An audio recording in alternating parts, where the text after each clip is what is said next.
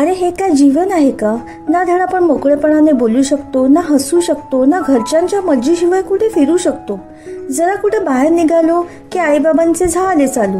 कुठे चालले, काय करता, कधी घरी येणार, का उशीर झाला, घरचेच अन्न खायचे, खूप उशिरापर्यंत बाहेर फिरू नका, सारखी कटकट.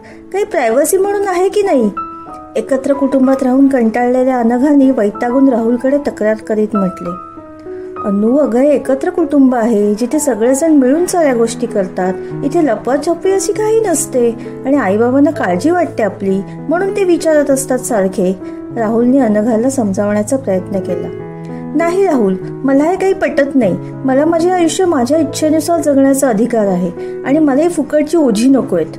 मी आपल्या लग्नाआधी आपल्या सुखी संसाराची काय काय स्वप्ने पाहिली होती, पण लग्नानंतर माझ्या सर्व स्वप्नांचा चुराडा झाला आहे. आपण घरात राहणारी माणसे 4 आणि खोल्या फक्त 3. जीव गुदमरतोय माझ्या या छोट्याशा घरात, अनघा चिडून म्हणाली. अशी काय स्वप्ने बघितली होतीस ग संसाराची, ज्याच्या माझ्या आईबाबांमुळे चुराडा झाल्यास असे म्हणतेस? राहुलचा स्वर आता तापला होता. तुझ्यासोबत लग्न करून मी माझे आयुष्य उद्ध्वस्त करणार आहे हे मला माहीत नव्हते, अनघा ओरडून म्हणाली.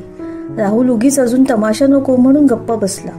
आपल्या प्रेमविवाहामुळे आनंदी असलेल्या अनघाला आपल्या पतीसोबत खुलेपणाने प्रेमाने जगायचे होते, परंतु एकत्र कुटुंबात अशा स्वातंत्र्याला जागा नव्हती.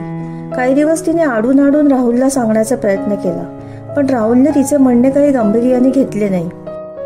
पण आता तिच्या संयमाचा बांध फुटला होता. त्या दिवसापासून दोघांमधील संबंध ताणले गेले. दोघेही एकमेकांशी फक्त कामापुरतीच बोलायचे. नवीन लग्न झाल्यानंतरचे नवलाईचे दिवस खरे, पण प्रेमाची जागा तर रुसव्याने घेतली होती. दिवाळी जवळ आली आणि अनघाने दिवाळी माहेरी तिच्या आईवडिलांकडे जाऊन साजरी करणार असल्याचे घरात सगळ्यांना सांगितले. आपल्या सुनेने आपल्यासोबत दिवाळी साजरी करावी अशी राहुलच्या आईबाबांची इच्छा होती. त्यांनी तसे बोलूनही दाखवले, पण अनघाने त्याला सरळ नकार दिला. उलट राहुलने देखील तिच्या आईवडिलांच्या घरी दिवाळी साजरी करावी असे तिने त्याला सुचवले. राहुलला काही गोष्ट पटली नाही, पण काहीशा अनिच्छेने वाट टाळण्यासाठी त्यांनी शरणागती पत्करली आणि अनघाला होकार दिला. दिवाळीचा फक्त 1 दिवस राहून नंतर घरी परत येतो असे सांगून त्यांनी कुटुंबियांचे सांत्वन केले. आई वडील आणि धाकट्या भावंडांच्या चेहऱ्यावरचे दुःख पाहून त्याचे मन दुखावले गेले. राहुल अनघासोबत तिच्या माहेरी गेला खरा, पण दुःखी मनाने. तिच्या असभ्य वर्तनाचा त्याला राग आला होता, पण भांडणे टाळण्यासाठी तो मूग गिळून गप्प बसला होता. दुसऱ्या दिवशी सासरच्या मंडळींनी त्याला समजावायला सुरुवात केली. बेटा, तुमच्या दोघांच्या भविष्याचाही विचार कर. उद्या तुम्हाला मुलं होतील, त्यांचे शिक्षण आणि करिअर तुम्हालाच सांभाळावं लागेल. एवढ्या छोट्याशा घरात कसं जगणार, कसं होणार सगळं? तुम्ही दोघेही कमावता, तुम्ही तुमचे स्वतंत्र घर घेऊन राहू शकता. काही आर्थिक समस्या असतील तर आम्ही मदत करतो तुम्हाला स्वतंत्र व्हायला, इत्यादी इत्यादी. राहुल फक्त मान डोलवत होता, पण त्याला मनातून फार धक्का बसला होता. अनघाने हा स्वतंत्र कुटुंबाचा सापळा तिच्या आईवडिलांच्या माध्यमातून टाकला. राहुलला त्याच्या घरी परत यायचे होते, पण अनघाने आणि तिच्या आईबाबांनी त्याला लाडीगोडी लावत आणखी काही दिवस राहण्याचा हट्ट धरला. तो आता कात्रीत सापडला होता. घरातून आईबाबा आणि भावाचे फोन येत होते आणि इथे तो अनघामध्ये अडकला होता. रोज रोज घरच्यांना काहीतरी सबब सांगून तो सासरीच राहिला. संपूर्ण दिवाळीची सुट्टी संपल्यानंतरच दोघे घरी परतले. घरी परतताच परिस्थिती पूर्वीपेक्षा जास्त तणावपूर्व झाली. सासरच्या लोकांच्या चेहऱ्यावर उमटलेल्या नाराजीच्या रेषा अनघाच्या लक्षात यायला वेळ लागला नाही, पण तिने जाणून बुजून साऱ्यांकडे दुर्लक्ष केले. आता रोज छोट्या छोट्या गोष्टींवरून अनघा आणि तिचे सासू सासरे यांच्यात वाद होऊ लागले. राहुलची अवस्था आता अडकित्त्यात सापडलेल्या सुपारीसारखी झाली होती. काही दिवसांनी अनघाने परत वेगळे होण्यासाठी राहुलच्या मागे भुणभुण लावली. राहुलही आता रोज रोजच्या कटकटींना कंटाळला होता. भीत भीत त्याने हळूच वेगळे होण्याचा विषय आईबाबांसमोर बोलून दाखवला. आईबाबांना भूकंप झाल्यासारखे वाटले. नाही राहुल, कदापि शक्य नाही. आपल्या घराण्यात आजपर्यंत कुणी वेगळे राहिले नाही आणि तुला देखील आम्ही वेगळे राहण्याची परवानगी देणार नाही. राहुल त्यांना समजावण्याचा खूप प्रयत्न करत होता, पण आईबाबा काही ऐकण्याच्या मनस्थितीत नव्हते. आमच्या सगळ्या सुना पहिल्यापासून सासरच्याच घरी राहतात. आमच्याकडे वेगळे राहण्याची फॅशन नाही. राहुलच्या आईनी आता आपला पदभार स्वीकारला होता. आता काळ बदलला आहे, पूर्वीसारख्या गोष्टी लादल्या जाऊ शकत नाही. अनघाने चिडून सासूला उत्तर दिले आणि राहुलच्या भुवया उंचावला. त्यांनी अनघाला आणि आईला शांत करण्याचा खूप प्रयत्न केला, पण शाब्दिक चकमक थांबण्याऐवजी वादविवादांची मालिका वाढतच गेली. इथे राहुल आणि त्याच्या घरच्यांसोबत झालेल्या भांडणाची माहिती अनघाने तातडीने फोन करून आपल्या आईबाबांना सांगितली. झाले.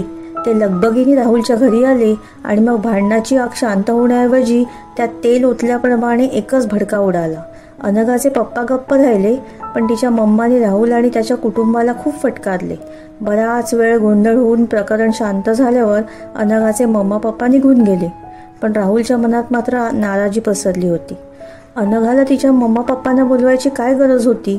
या गोष्टीवरून त्याच्यात आणि अनघाच्या नात्यात तणाव आणि बिघाड आणखी वाढला. पण या सगळ्याला आता राहुल कंटाळला होता. रोजच्या कटकटीतून थोडा तरी दिलासा मिळावा म्हणून राहुलने अखेर अनघासोबत वेगळे राहण्यास होकार दिला. त्याच्या आईबाबांचा या गोष्टीला जबर विरोध होता, पण लेकाच्या आणि सुनेच्या हट्टापुढे त्यांनी हार पत्करली.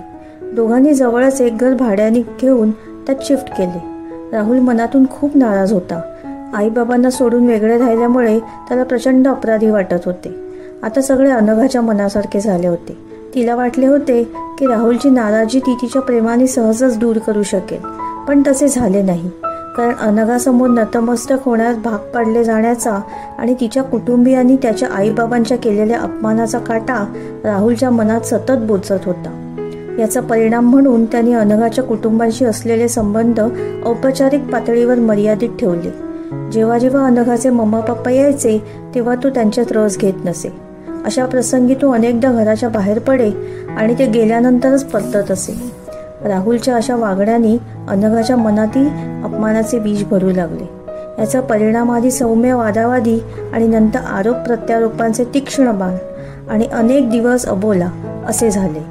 आता राहुल आणि अनघा म्हणजे एकाच घरात राहणारे दोन वेगवेगळ्या बेटांवरचे लोक झाले होते, जे दुनियेसाठी तर एकत्र होते पण एकमेकांपासून पूर्णपणे दूर, एकाकी होते. दोघांमध्ये सुरू असलेल्या तणावामुळे त्यांनी बेबी प्लॅनिंग देखील पुढे ढकलले. हळूहळू दोघांच्याही मनात एकमेकांशी केलेल्या लग्नाबाबत पश्चाताप निर्माण होऊ लागला. दोघांनाही आता वाटू लागले की त्यांनी इतर कोणाशी लग्न केले असते तरी शोकांतिका सहन करावी लागली नसती. पण माणूस हा नेहमी भावनांचा भुकेला असतो, त्यालाही गरजा असतात. राहुल आणि अनघाही यापेक्षा काही वेगळे नव्हते.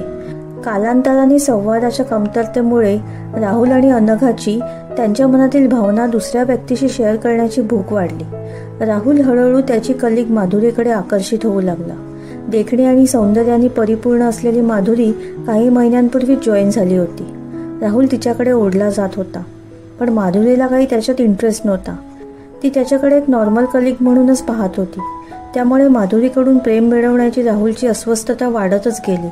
तो तिला आपल्या प्रेमात ओढण्याचे नानाविध प्रयत्न करू लागला, पण माधुरी त्याच्याकडे दुर्लक्ष करत राहिली, कारण ती आधीपासूनच कोणाच्या प्रेमात होती. ती त्याला सोडून विवाहित पुरुषाच्या संबंधात का अडकेल? राहुलला मात्र याबाबत काही कल्पना नव्हती. अशा स्थितीत तो दुहेरी वेदनांनी भरलेल्या संघर्षात अडकला होता. बायको आता बायको राहिली नव्हती आणि मैत्रीण काही जवळ येत नव्हती. मग माझं अख्खं आयुष्य असंच रिक्त राहणार का, हा प्रश्न त्याच्या मनात डोकावत राहिला. मित्रमैत्रिणींनो, कसा वाटला कथेचा पहिला भाग? कथा आवडली असेल तर आपल्या कथेला लाईक, शेअर आणि कमेंट करा आणि कथेचा दुसरा भाग ऐकण्यासाठी चॅनलला सबस्क्राईब करा. धन्यवाद.